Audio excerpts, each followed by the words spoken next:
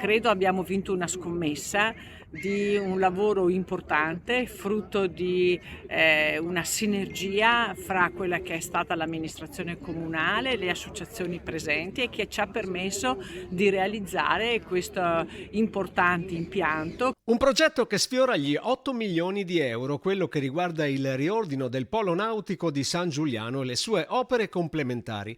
Nello specifico, l'intervento, nelle sue diverse fasi, ha visto il recupero e la valorizzazione di alcuni immobili di pregio e la realizzazione di nuove strutture su 2 livelli che ospiteranno palestre per attività legate alla voga, nuovi spogliatoi e un punto di ristoro. Permetterà di mettere insieme attività sportive, giovani, famiglie e quindi diventa anche un punto d'incontro tra quella che è la terraferma e quella che è la laguna.